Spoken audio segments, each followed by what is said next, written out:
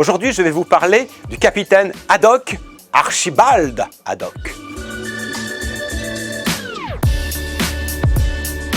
Ah, pourquoi 1000 milliards de 1000 sabords ou 1000 sabords quand il est calme? Sabord, c'est un terme d'architecture navale. Il s'agit d'une ouverture dans un bateau et par cette ouverture, qu'est-ce qu'on fait passer? Des canons ou des rames. Voilà, c'est vraiment un terme de marine, le sabord, 1000 milliards de 1000 sabords.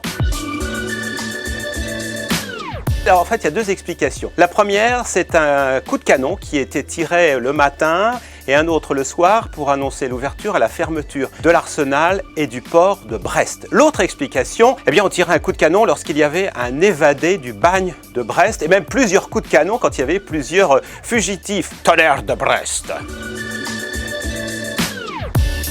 Alors quand on le voit à Moulinsart, en gentleman farmer, monté à cheval, on oublie qu'il a été capitaine au long cours, capitaine de la marine marchande pendant 20 ans, alcoolique aussi d'ailleurs pendant 20 ans, c'est Tintin qui va le sauver de cette dérive.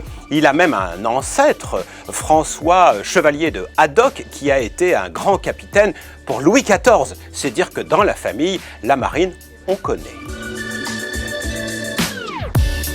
Alors a priori, Hergé, les bateaux, ça fait deux. Hergé, il aimait beaucoup les voitures et peut-être les bateaux un peu moins. Mais les bateaux, comme les voitures, comme les trains, c'est synonyme d'évasion, de départ, d'aventure. Et dans l'œuvre d'Hergé, on trouve une quarantaine de bateaux. La Licorne, le Carabou de Jean, le Sirius et tout ça. Dès que je vous dis ces mots-là, si vous avez lu les aventures de Tintin, évidemment, vous partez en mer. J'ajoute une chose, c'est que Hergé est scénariste, bien sûr, mais il est dessinateur. Et quel plaisir pour un dessinateur de donner la vie à des bateaux. Alors aujourd'hui, on va parler d'un sujet qui fâche, les infos.